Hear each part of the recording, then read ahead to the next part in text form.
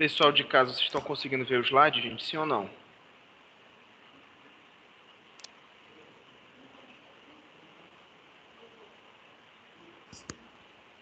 Gente, vocês estão me ouvindo? Sim, professor. Então, perfeito. Então, estão vendo o slide, né? Olhem só, pessoal.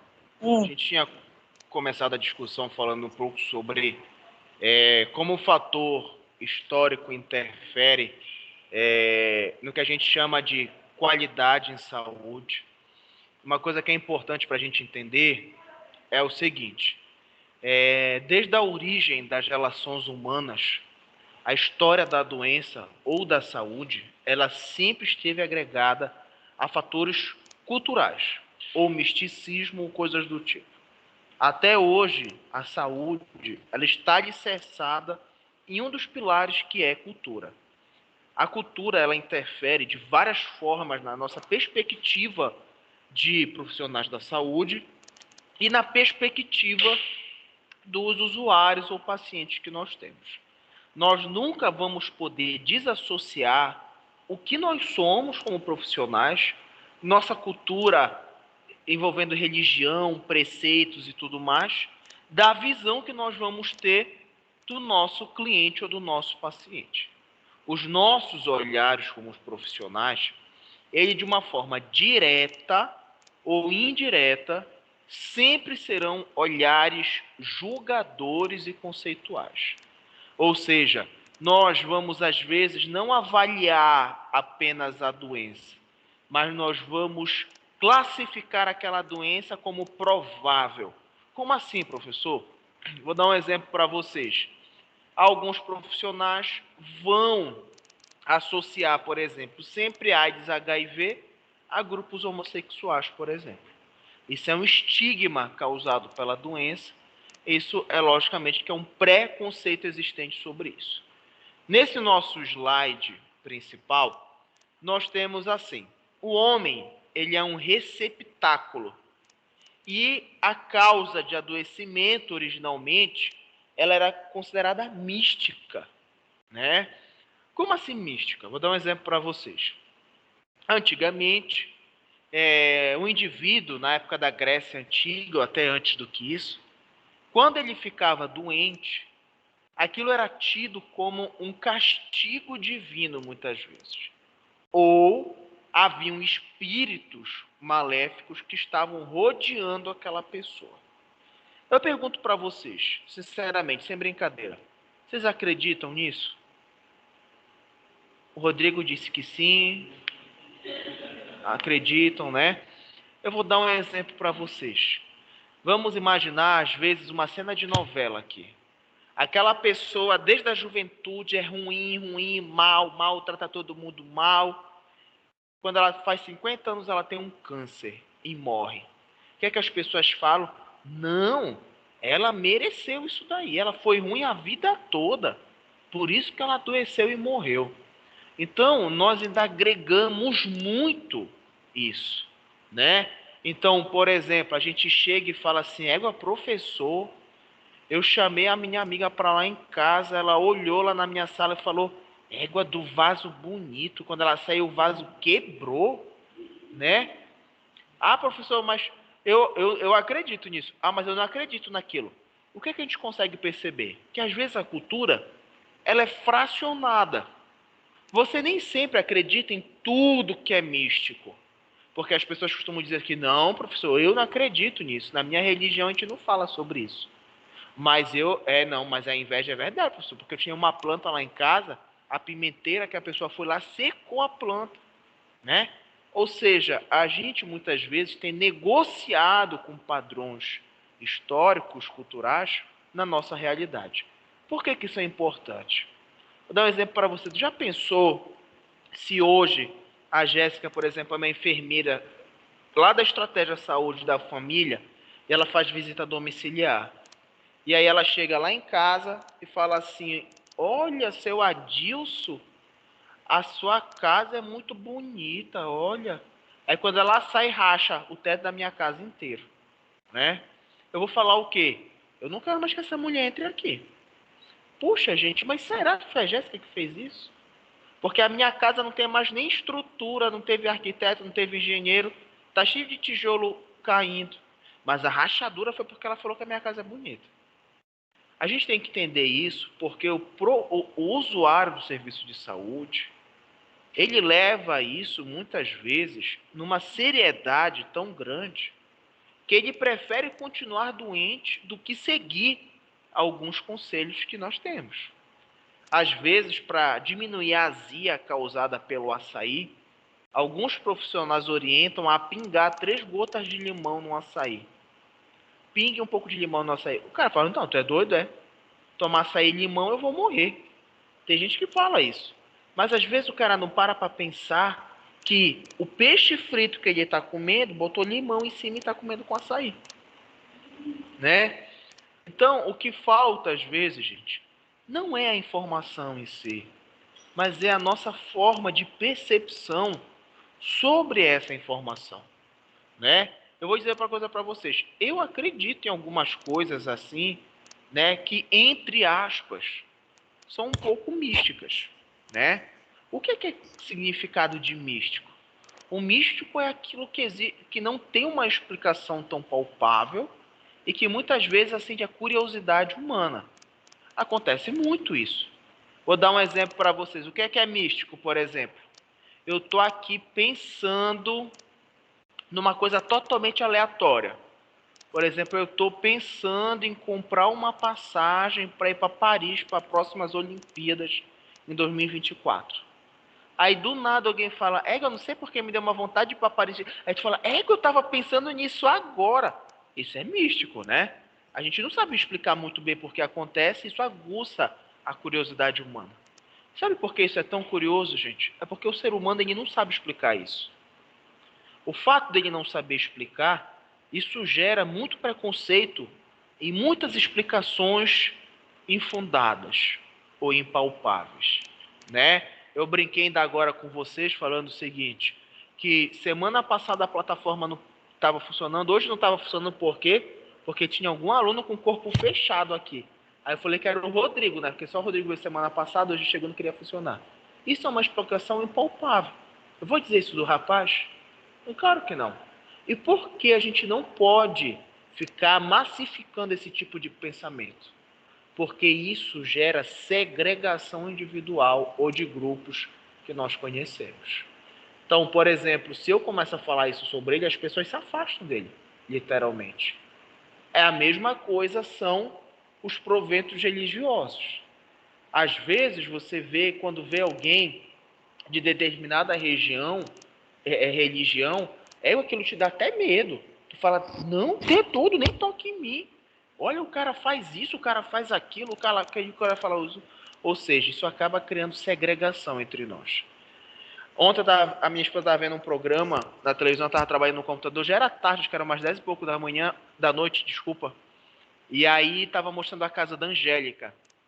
E a Angélica construiu um centro na casa dela, assim, o tamanho dessa sala mais ou menos, bonito, na beira do rio, assim, do mar, que era um centro de oração.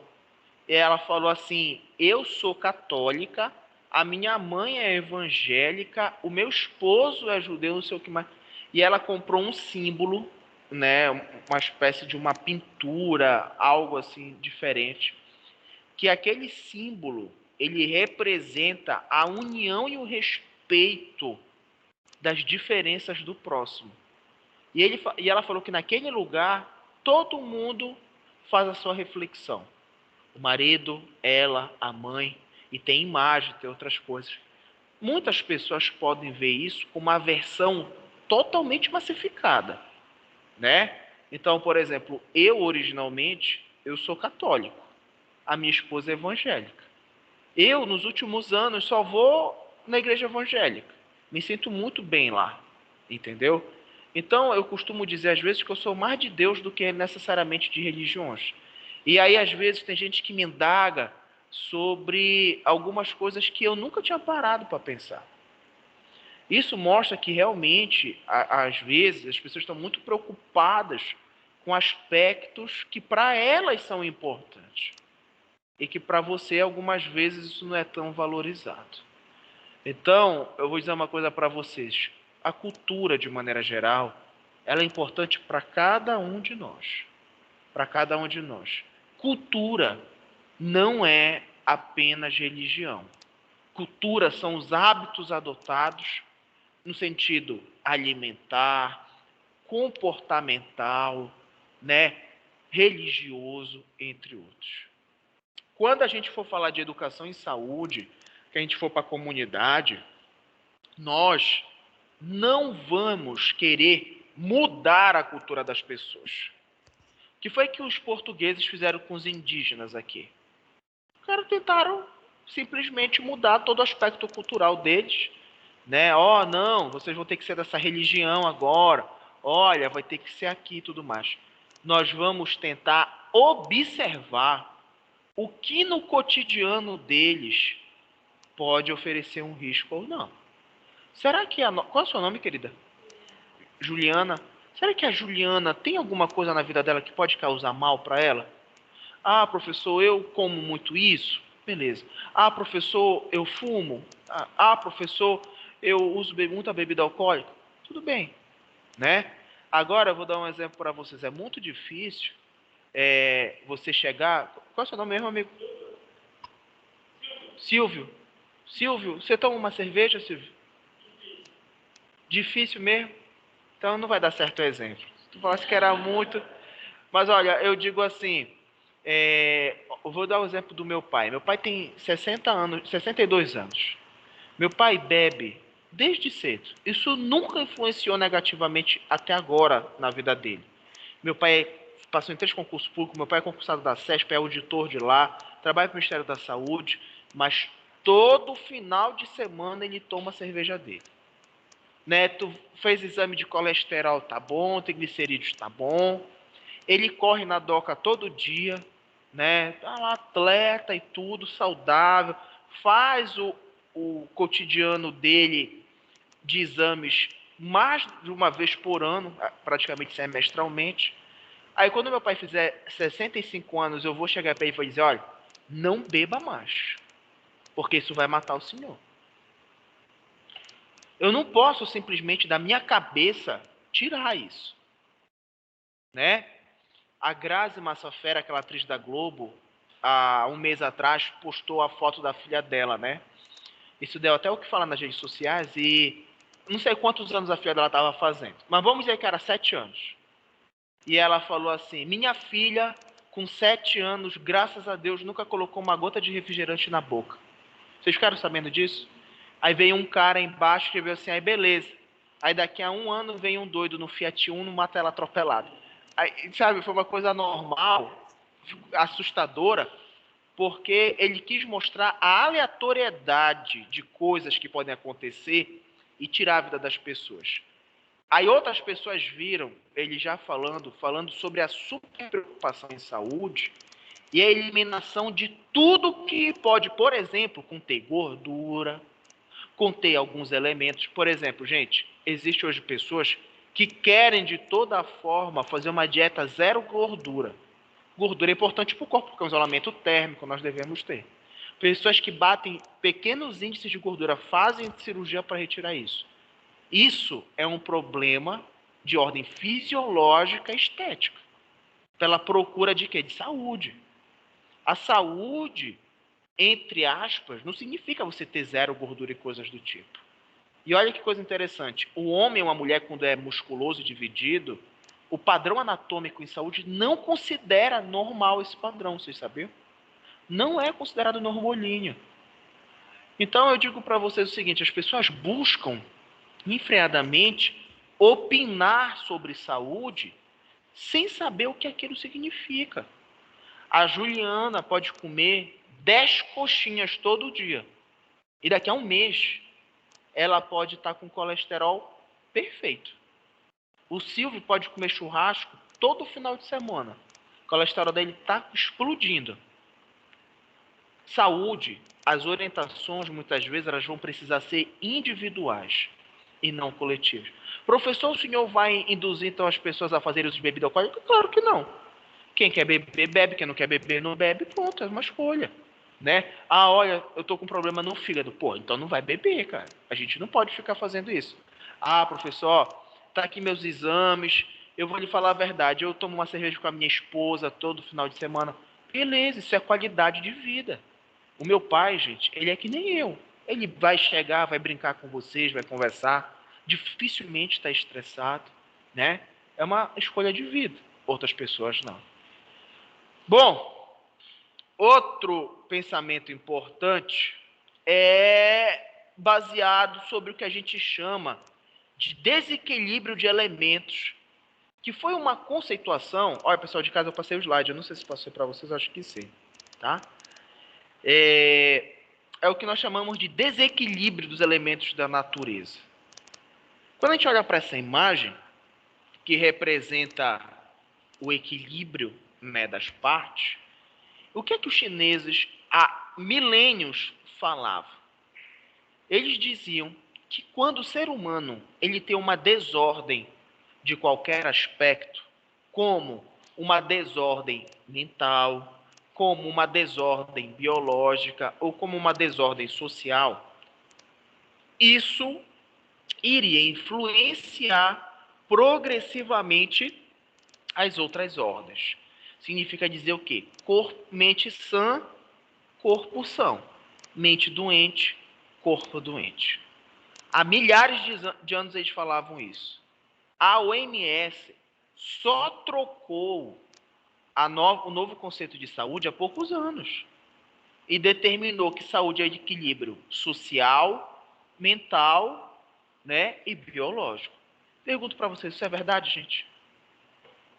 A mente, ela influencia no corpo biológico, né? Nossa amiga que acordou hoje com pressa, estressada, né? Será que isso vai influenciar o corpo dela depois? Talvez já tenha até influenciado. Hoje nós sabemos que as mulheres, quando passam por processos de estresse prolongados, altera o ciclo menstrual, vão acumulando gordura com mais facilidade, perdem cabelo. Cara, se isso não é interferir no corpo, eu não sei mais o que é, né? Os homens hoje, queda de cabelo. Hoje o estresse no homem, ele está tirando a sua tolerância. Isso não é justificado. O homem hoje, ele está cada vez mais agressivo nas suas decisões. O cara chama ele de feio no supermercado, ele mata o cara. A mulher diz que não quer que ele saia de casa, ele mata a mulher. Cara, isso é característica mental interferindo diretamente no poder biológico. Pergunto para você, gente, é só isso? Como é que o fator social interfere também na biologia, dentro do aspecto biológico? Vou dar um exemplo para vocês.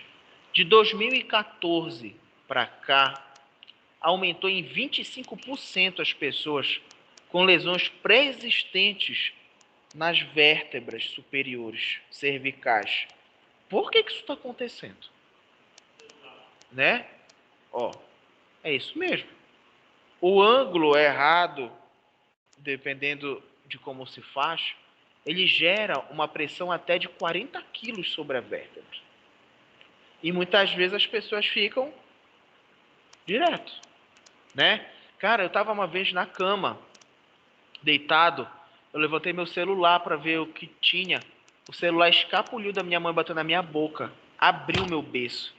Tipo, saiu sangue, cara, sangue mesmo. Falo, cara, se o celular já faz isso, né? Imagina envolvendo realmente a cabeça, envolvendo o dedo. Olha, uma vez eu estava segurando tanto o celular assim, estava fazendo uma vala aqui no meu dedo, bem aqui, ó. Ainda existe um pouco assim. Então, gente, é uma questão social que interfere de todo mundo. Você vai chegar, por exemplo, ali, Rodrigo, não usa mais celular na tua vida. Claro que isso não vai acontecer.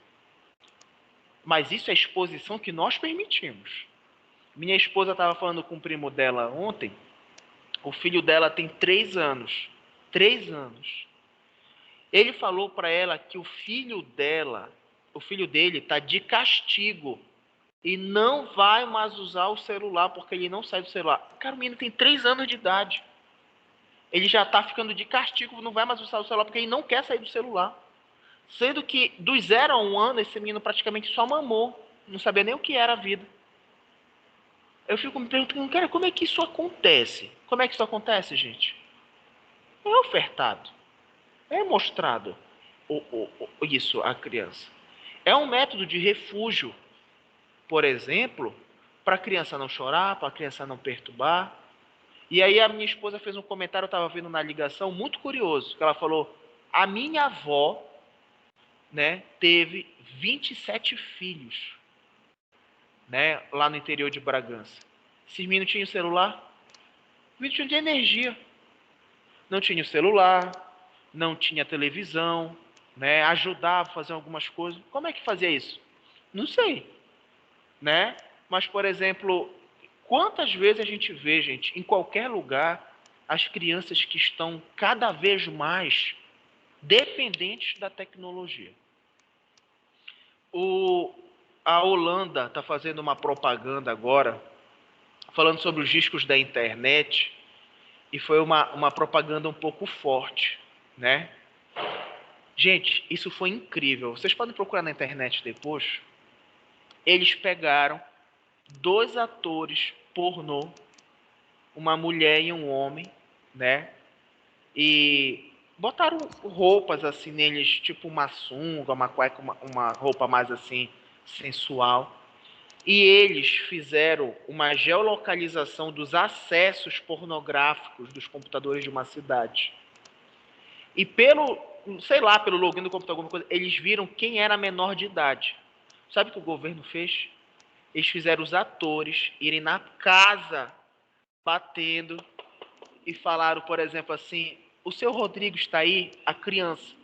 Aí a mãe falava: o que é que está acontecendo? Não, porque nós queremos avisar sobre os perigos que tem em verificar pornografia na internet. Já pensaste? Né? Aí a mãe chamava: ei, fulano, não sei o quê, né? E aí tem uma parte do vídeo que o ator, né, lá fala assim mesmo: eu acredito que não seja a senhora que esteja vendo, mas ele está vendo do seu computador. Então, tipo, a tecnologia mostra quem está vendo, por qual computador, onde mora. E hoje, gente, quantas vezes a gente liga o jornal e vê... Vocês já viram esse negócio de sequestro de dados agora que passou no Fantástico? Sequestraram os dados da JBS, pediram não sei quantos milhões, os caras pagaram. Né? Sequestraram todos os dados dele, fizeram isso com uma rede de hospitais na Europa, sistema público. Então, gente, o avanço social, ele interfere diretamente em saúde. E nós temos um papel fundamental como profissional e como seres humanos, pais, mães, filhos, irmãos e irmãs, de tentar entrar em um equilíbrio saudável. Hoje em dia não existe isso. Tem gente que não quer tomar uma cervejinha para aliviar o calor, quer ficar bêbado. Faz questão de falar isso. Né? Eu quero beber até cair hoje. Né? Vou passar ali nas tomar tudo. Né? Ah, tem gente que, poxa, eu tô com vontade de tomar uma Coca-Cola. Não quer tomar uma Coca em lata. Quer comprar uma Coca de 2 litros, deixar um copo de gelo e tomar tudo. Né? Então, infelizmente, está havendo um extremismo muito forte sobre isso. Vocês viram nas Olimpíadas agora a ginástica americana, né? Falou, meu irmão, não dá, tô sob pressão aqui. E a que momento o sonho vira o pesadelo? Né? A Globo fez uma sequência de reportagens que mostraram... Vocês viram o César Cielo, quando ele foi medalhista de ouro? Ele deu o depoimento dele, ele falou que ele não ia viajar para as Olimpíadas. A mãe dele forçou ele a viajar, sob tanta pressão que ele estava. Aí o cara competiu e ganhou medalha de ouro. Aí beleza, né? Só que ele falou, meu irmão, fui lá destruído por dentro. E quantas pessoas não estão assim pela busca frenética de algumas coisas? Né? Pessoal de casa, se alguém tiver alguma pergunta, vocês podem falar. Tá? Bom, aqui nós temos a foto de Hipócrates, né? Hipócrates, milenar, secular, né? Um indivíduo viveu antes de Cristo, mas estava infinitamente à frente do seu tempo. E olha só o que tem escrito aqui. A obra de Hipócrates recusa toda explicação sobrenatural e associa, por exemplo, a epilepsia e os problemas hereditários do cérebro Olha que curioso. A epilepsia antigamente era vista como uma possessão demoníaca, assim como o tétano. Boa noite. O tétano era visto como uma possessão demoníaca. E ele, de alguma forma, naquele período, falou o seguinte: ó, cara, não é isso. A epilepsia, esses problemas hereditários são coisas do cérebro. Aí eu te digo, o cara tinha microscópio naquela época? O cara conseguia acessar o Google para ver como é que aquela pessoa, naquele período, conseguiu identificar isso. E aí eu pergunto uma coisa para vocês. Hoje, isso é muito óbvio para a gente. A gente sabe que a epilepsia é causada por problemas relacionados à sinapse nervosa, algumas células, perfeitas. Daqui a 100 anos, os grandes problemas de saúde que a gente enfrenta hoje serão vistos com menos valia, como nós estamos vendo essa explicação dele. Isso significa dizer que hoje nós podemos estar utilizando X orientações em saúde. Daqui a um ano, isso pode ter tudo, né, se transformado. E isso é uma coisa muito curiosa em saúde. Porque isso vai fazer com que a gente precise se adaptar cada vez mais. Em um momento do passado, o homem, quando atingia 60 anos de idade, ele não tinha mais relação sexual. 50 anos de idade, o homem já não tinha mais relação sexual. Né? Não funcionava, tinha impotência, entre outros problemas. O que foi que aconteceu? Esqueceram a orientação de saúde para o idoso, praticamente. Quando o Viagra surgiu, ele realocou os idosos nesse perfil. O que foi que aconteceu? Não estavam preparados para isso. Tanto que hoje a taxa de HIV/AIDS é maior entre idosos do que entre jovens. Então a saúde ela vai se mascarando, se transformando ao longo dos períodos, tá? Bom, aqui existe uma imagem do filme O Exorcista, né? E aí a gente para e pensa o seguinte: vamos lembrar do conceito que nós utilizamos de que o adoecimento, antigamente, ele era tido como uma possessão demoníaca. Vocês acreditam nisso? Será que isso é verdade?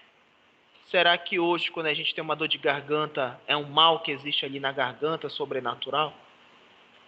Mas eu pergunto para vocês o seguinte: vocês acreditam, de maneira geral, em possessão demoníaca? Como no filme do Exorcista, um corpo que ocupa um espírito maligno? Sim. E eu pergunto para vocês, por que então a doença não pode estar associada a isso? Né? Já que vocês acreditam de maneira direta sobre a possessão. E aí, gente, mais uma vez a gente entraria, na verdade, numa discussão que não teria fim. Por que não teria fim? Porque nós não conseguimos explicar. Né? Por que hoje o Rodrigo entrou um demônio no corpo do Rodrigo? Por que o Rodrigo? Porque ele não presta? Ah, não, o Rodrigo é uma pessoa bacana. Ah, porque não sei o quê? Ninguém sabe. E não saber explicar vai gerar isso constantemente, né? Ó, eu vou dar um exemplo para vocês. Vocês já ouviram falar que... Pode falar, amigo.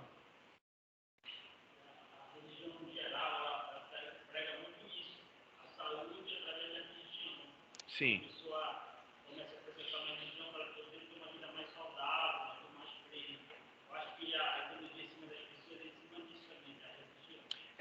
Agora é importante também falar sobre isso, que é o seguinte: a religião ela nos traz, né, a seguridade de maneira geral em alguns aspectos, mas é muito importante você falar sobre isso porque o que é que acontece?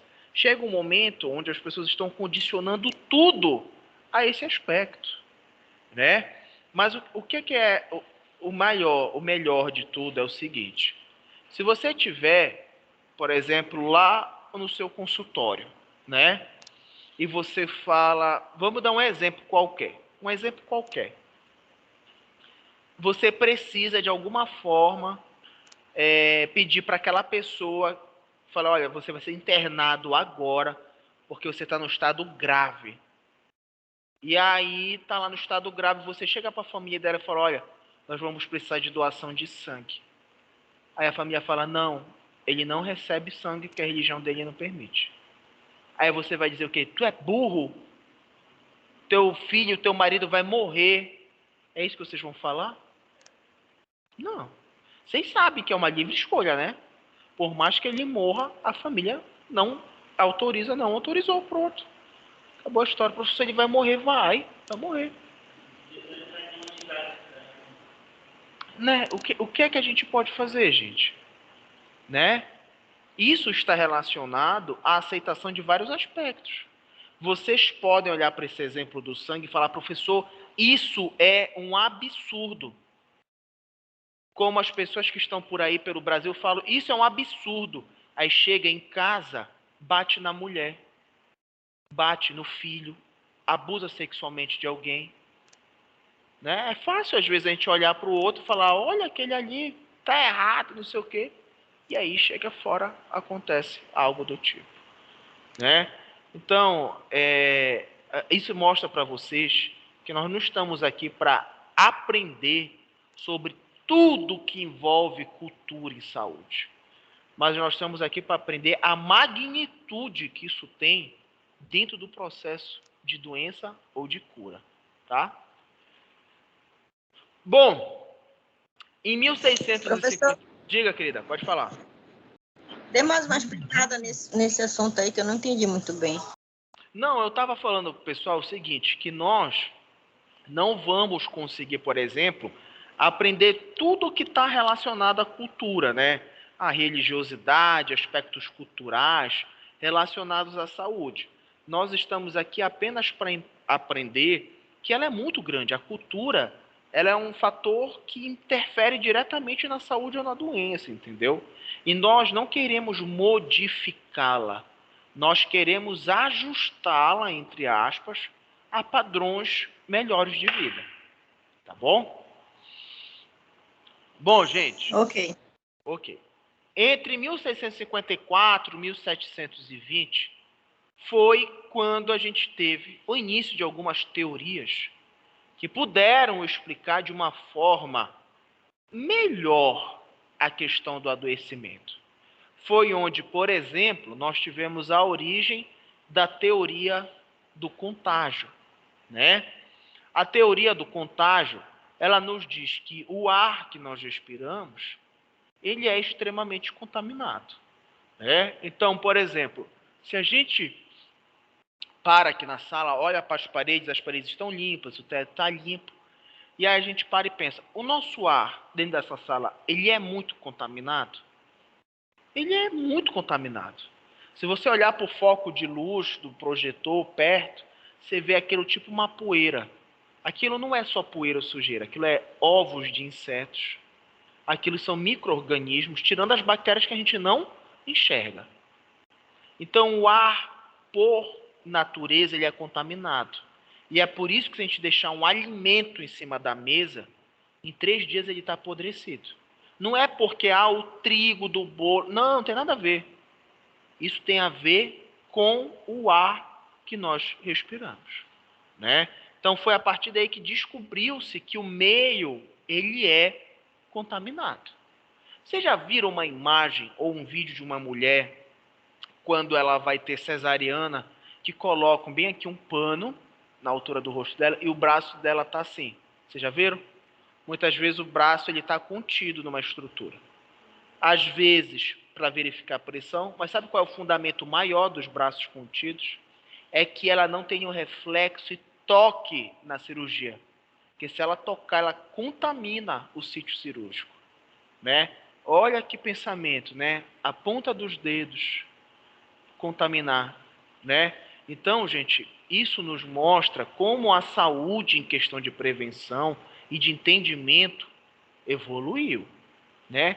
Professor, o senhor acha que a saúde já alcançou tudo o que tinha para alcançar? Ou pelo menos chegou perto disso? Eu não tenho como dizer para vocês, gente. Porque hoje nós temos 1000 doenças existentes no mundo. Ano que vem, 500 desapareceram, 2000 novas surgiram. Então, a cada ano, a proporção de cuidado, de avanço, ele é diferente. E a gente não pode dizer que nós estamos muito próximos de alcançar tudo que há em saúde. Não, isso é mentira, não existe isso. Será que nós estamos muito longe? Também não existe isso, né?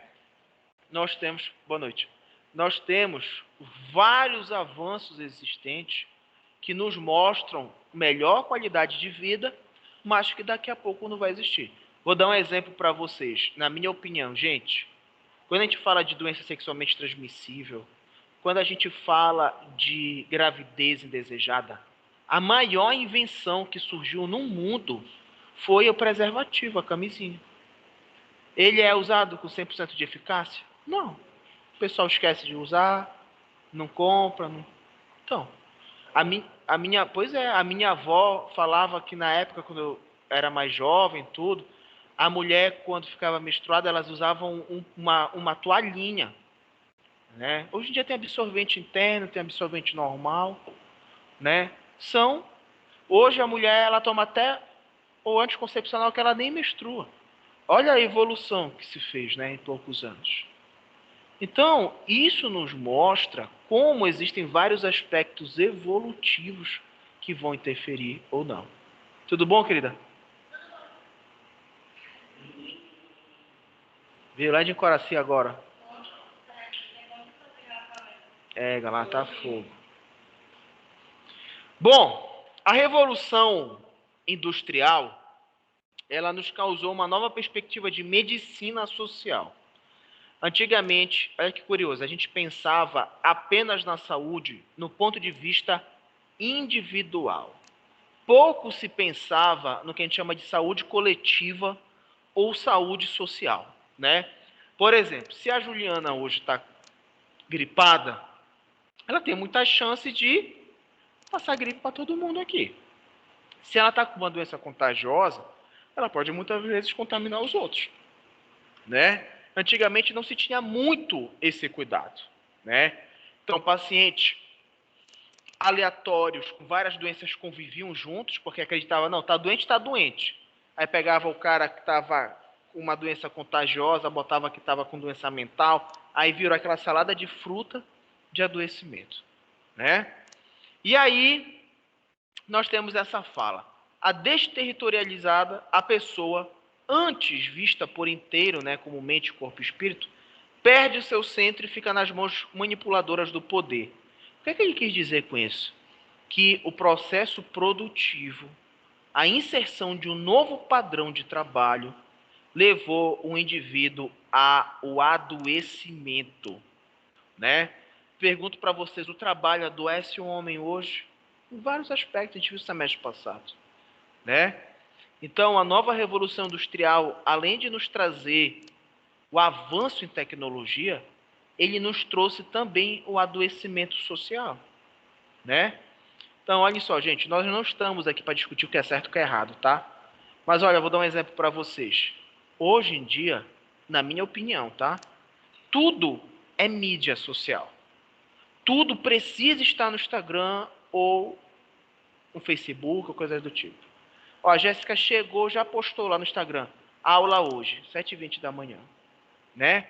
Aí daqui a pouco tá saindo da aula, tal hora. Né? O que é que acontece? Isso tem corroborado com que as pessoas elas se tornem extremamente dependentes desse avanço tecnológico. O que foi que aconteceu com aquela cantora lá do Magníficos? O filho dela admitiu que era homossexual, o pessoal na internet detonou ele. Aí o cara... Hã?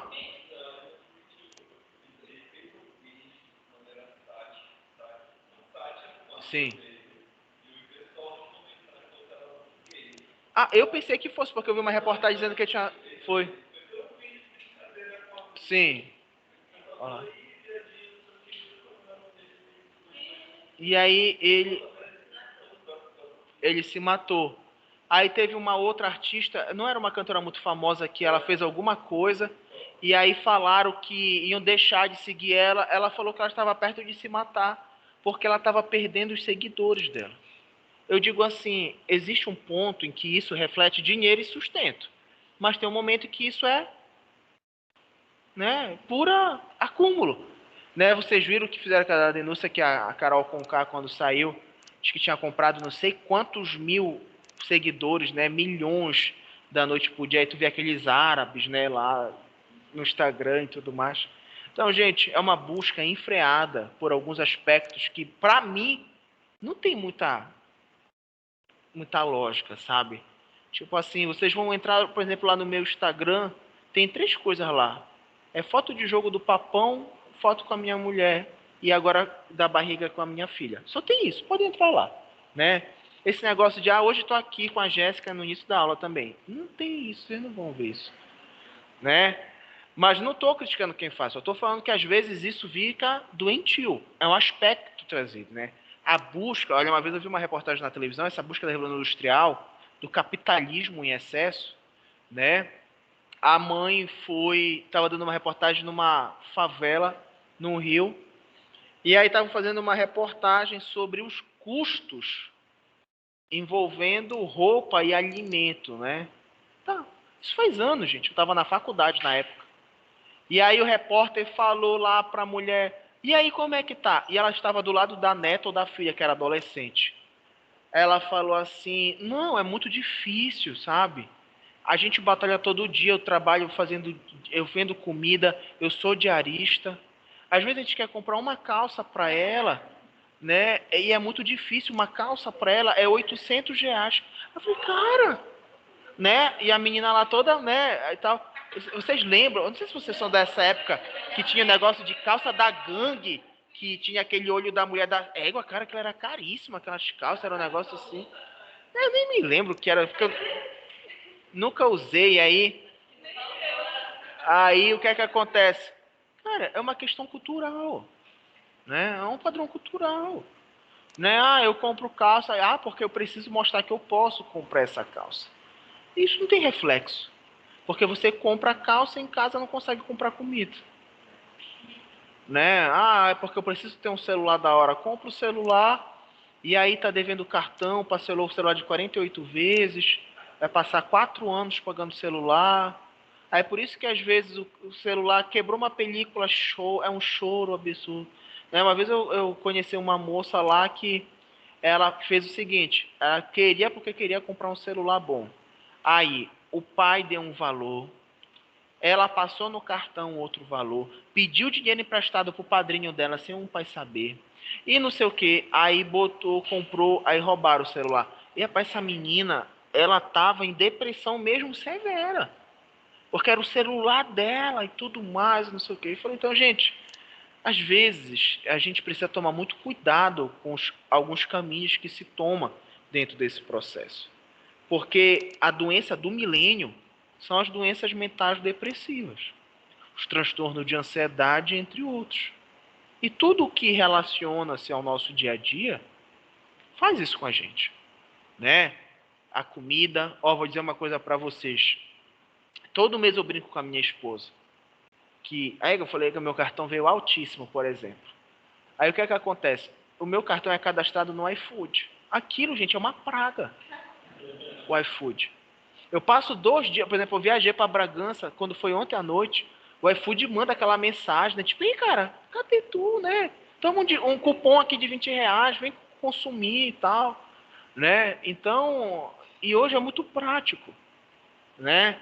Por exemplo, eu tô 10 horas da noite e falo, eu quero comer McDonald's. Ali, daqui a pouco chega. Eu quero comer um prato e tudo. A comodidade que leva. Agora, graças a Deus, até hoje eu não deixei de pagar meu cartão. Mas tem gente que, não, eu vou pedir só um sanduíche. Aí vai somar no final do mês 100 sanduíches, né? É R$ 1.000. Então, gente, o capitalismo nos fez ser inseridos na nova concepção de adoecimento, que é o adoecimento social. E como eu disse para vocês, isso reflete no adoecimento mental e no adoecimento biológico.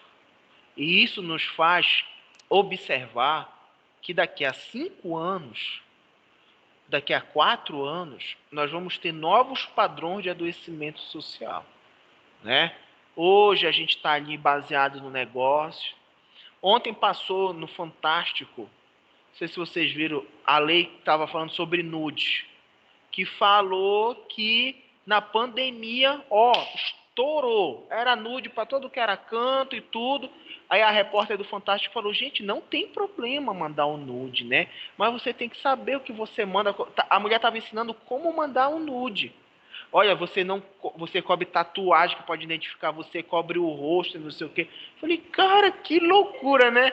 Na época que eu usava o MSN, a gente nem cogitava. Bom, eu não cogitava, né?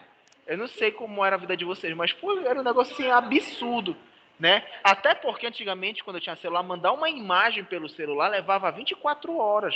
Tu mandava por SMS, descontava R$ 5 do teu crédito. Porra, meu irmão. Pois é, né? Tinha que ver pessoalmente o negócio, né? Não tinha como. E aí, o que é que acontece, cara? E daqui a 5 anos, como é que vai estar? Né? O que será que vai estar acontecendo? Né? Então, a gente não sabe. A gente às vezes tenta adivinhar, mas infelizmente nós não sabemos. Para mim, esses anos de pandemia, eles foram caracterizados como os anos da intolerância, de todos os aspectos. Foram os anos da violência, né? A gente nunca viu tanto caso de violência contra a criança, violência contra a mulher, dos crimes bárbaros. Gente, o que foi a caçada daquele Lázaro, né? Cara, aquilo foi coisa de filme, né? Tipo, não que isso não, perdão, existisse antigamente. Inclusive o estado do Pará teve um exemplo como esse, não sei se vocês ficaram sabendo, de uma mosca enfreada anos atrás a um bandido, né? Mas eu digo assim para vocês, a gente hoje não se assusta com mais nada, né? Há pouco tempo atrás a gente via aquela história, por exemplo, dos Nardoni, quando aquela menina foi jogada, menino, não me sei, que aquilo chocou tanto a gente, aquilo me chocou muito, eu era criança. Eu me lembro quando aquela garota Eloá, que foi mantida refém no Rio de Janeiro, levou um tiro e morreu. Cara, aquilo chocava tanto a gente. A gente via uma coisa de morte no trânsito, aquilo. Hoje em dia é tudo.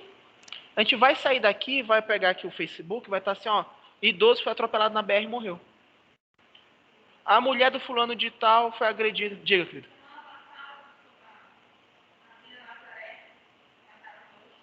Foi lá no tiroteio, não foi?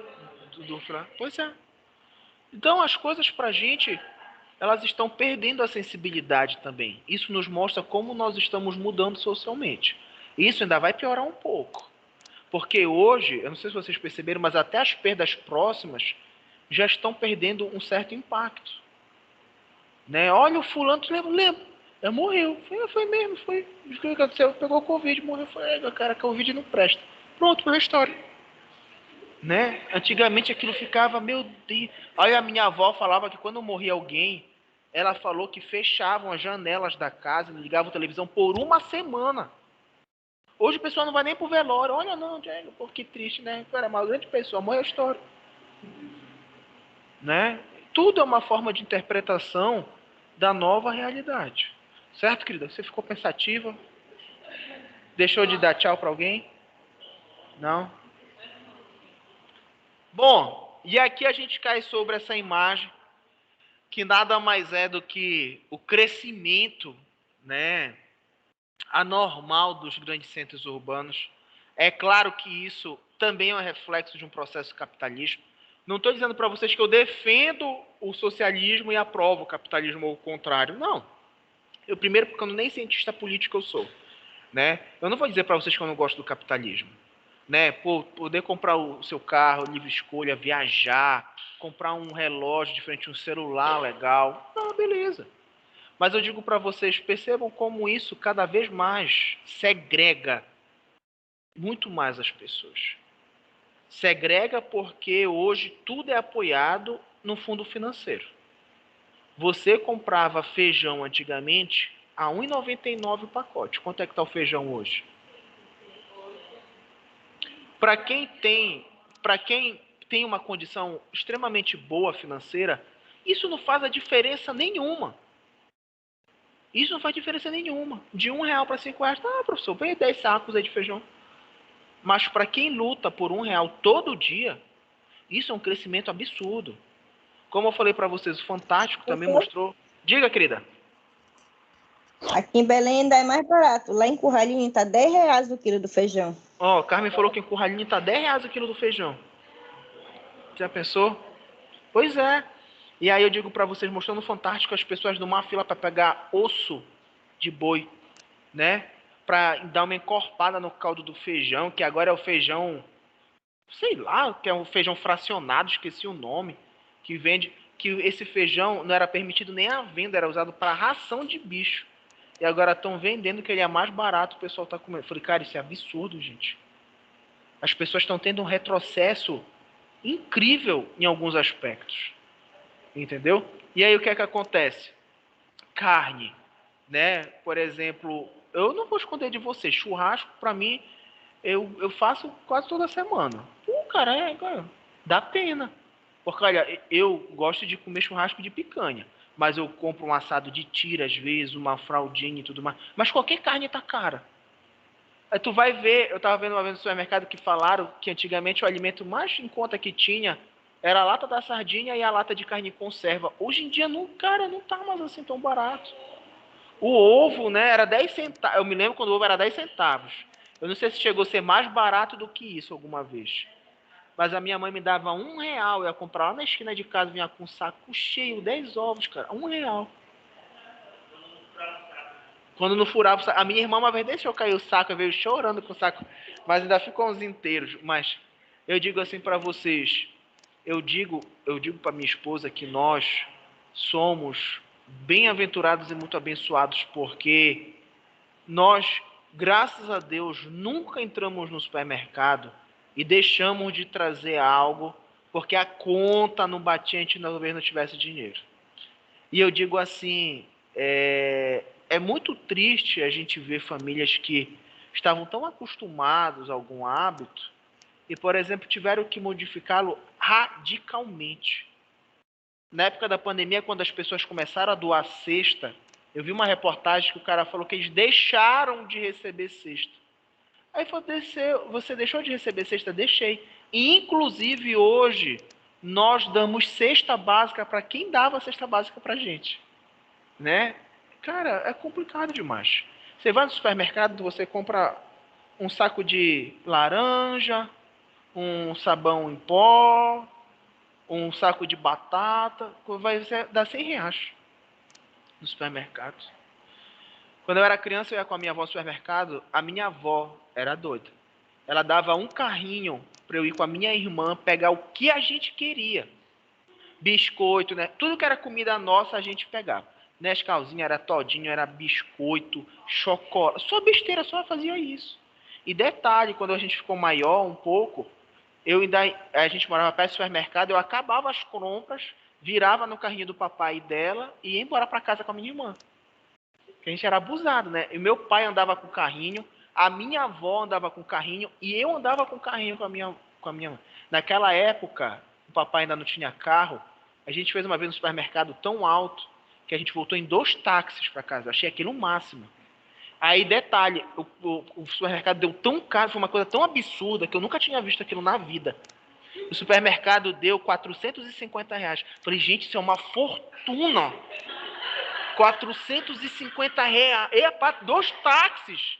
2 táxis de compra. Cara, a gente vai hoje. Eu falei para minha esposa assim, ó, porque às vezes eu gosto de supermercado, mas toda vez vai comprar, não sei o que, bora comprar tudo de muito hoje. Só somos nós dois por enquanto, né? Vamos comprar muita comida pra gente fazer, porque tá bom de iFood. Eu não digo nem pelo gasto, mas eu digo porque não compensa. Eu vou pra academia de tarde, de noite tô comendo iFood, né? E... Oi?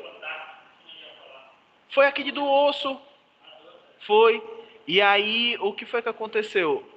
Eu acabei falando assim, vamos comprar tudo de muito logo, pra gente não ter que voltar ao supermercado. E aí a gente come pouco leite, toma pouco leite, detergente a gente compra 3, dura mais de um mês e tudo. Fizemos um mega supermercado. Tipo, foi um carrinho até o talo. Com tudo, papel toalha, tudo para ficar um mês. Gente, deu R$ 700 no supermercado. Eu juro para vocês. R$ 700. E eu já vou ter que voltar no supermercado. Comprei carne. E aí já vou ter que voltar que tem... Não tem como comprar por mês carne, porque nem cabe no freezer, tanta carne que a gente come. Mas eu digo assim, cara, é surreal. É surreal. Surreal. E eu digo assim, luz, por exemplo, né? Tirando que isso tudo vai afetando as pessoas socialmente e mentalmente. Agora a gente batalha e muitas vezes consegue, né? Agora tu imagina que essas pessoas aí da imagem estão batalhando pela própria existência, para não morrerem de fome, né? Para que o filho não morra de fome, né?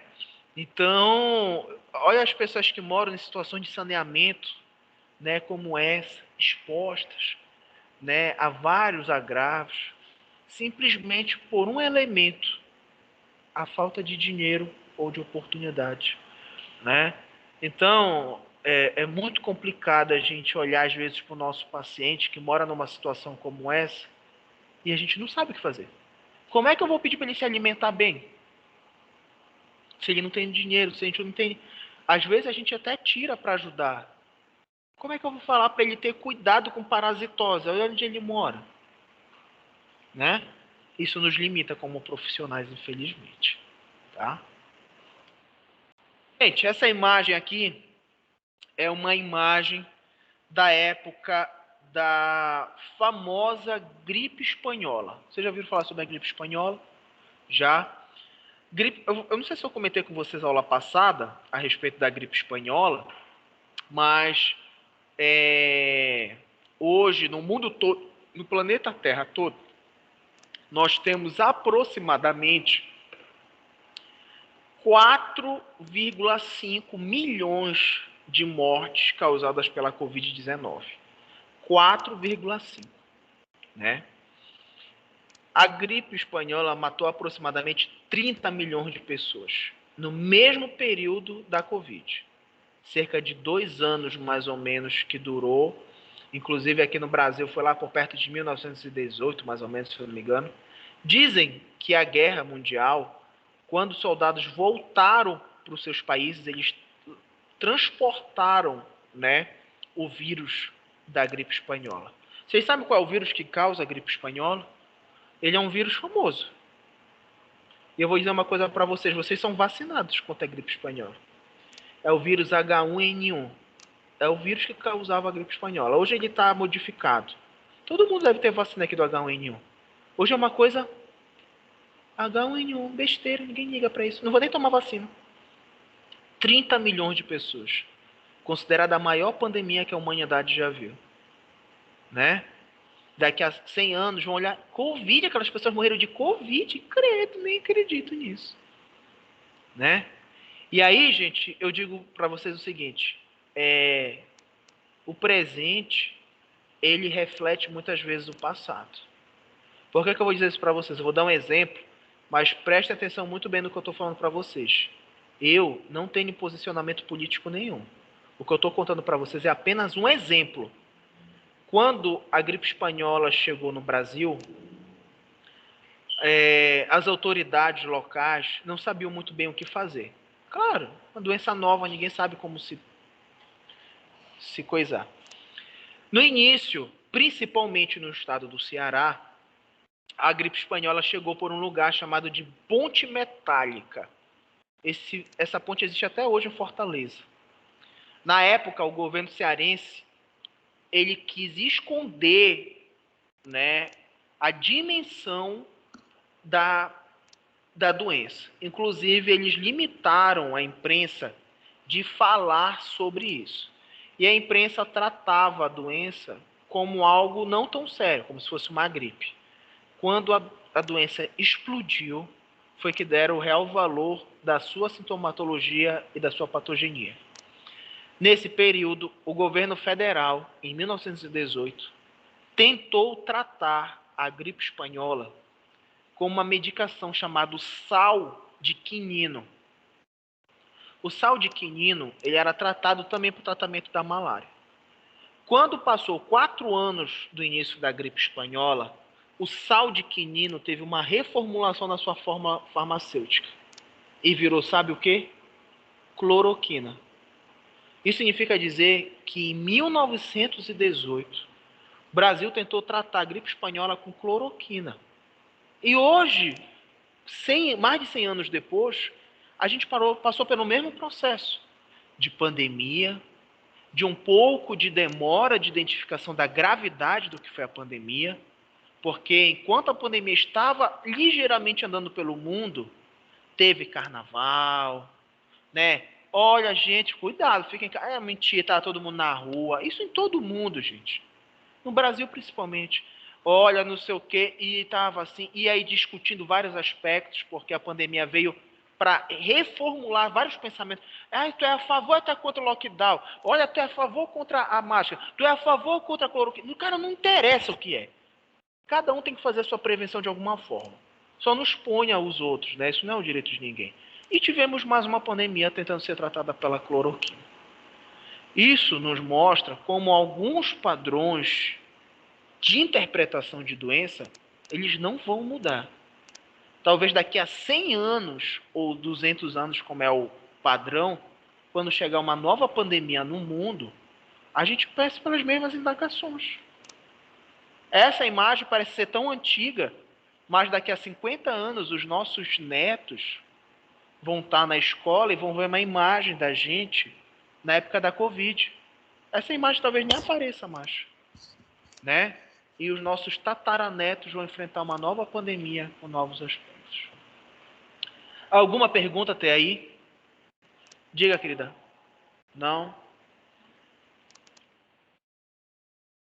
Bom, e aí a gente chega no que nós chamamos de teoria unicausal, só para a gente finalizar essa discussão, que ele diz que dentro do processo de adoecimento, a teoria unicausal visa a transformação, ou entre aspas, o tratamento, sobre o que causa o adoecimento.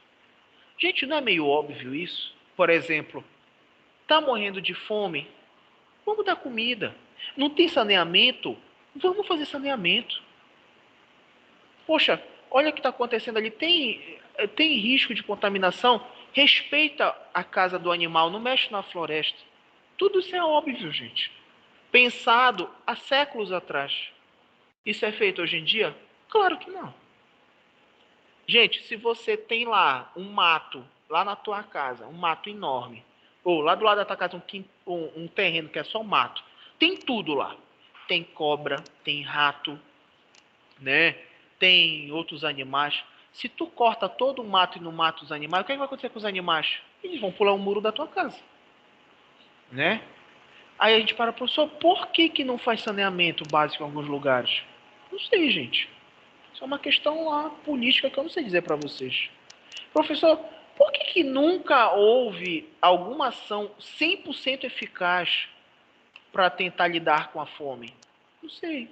Nunca participei de um programa desse para dizer para vocês o nível de dificuldade que é de fazer isso. Porque em algumas comunidades na África, o governo ensinou a como tratar e cuidar da terra e tornar produtivo, ensinou algumas coisas do tipo. Não sei. Fizeram a transposição do São Francisco, né? Para tentar levar água para algumas áreas. O professor, isso adiantou para a seca? Ainda tem a seca. Mas aí, por quê? Não sei dizer, gente. Pode ser falta de interesse? Pode. Será que isso é uma herança que o mundo vai carregar para sempre? Sempre vai ser preciso haver discrepância social? Não sei, gente. Né? Vocês viram que o cara já começou a fazer viagem no espaço, né? Vai começar o turismo fora da órbita, né? Talvez a gente recomece tudo fora, né? Quem sabe? Pessoal de casa, há alguma pergunta? Sim ou não? Não, professor. Não? Então, olha, gente, hoje foi um aspecto introdutório inicial a respeito sobre esse processo de cultura.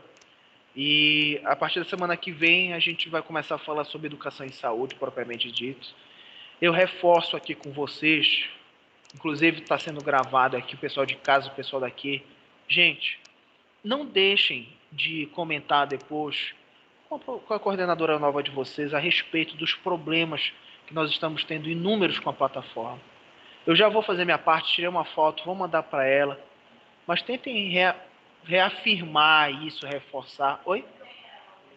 Ela tá marcando as reuniões com as turmas, parece, vai entrar em contato com vocês. Tá? Então, pessoal de casa, muito obrigado pela atenção. Professor? Diga, Carmen. Por que a professora Elisângela saiu da coordenação? A professora Elisângela, ela foi assumir um cargo lá na direção das Examais, ao lado do professor Reinaldo. E aí, como estava tirando muito tempo dela, ela ficou direto para lá, entendeu? Ela continua na Examais, tá tudo bem. Só que ela precisou sair da coordenação, que ela já não estava conseguindo nem vir para cá direito. Entendeu? Ah, tá. Obrigada. Nada. Então, gente, fiquem com Deus. Obrigado aí pela atenção de todos, tá bom? Um excelente dia para vocês. Até semana que vem. Tchau, tchau. Tchau, professor. Tchau, Diga, professor. pode falar, querida. Disse tchau. Ah, tá bom. Tchau, tchau.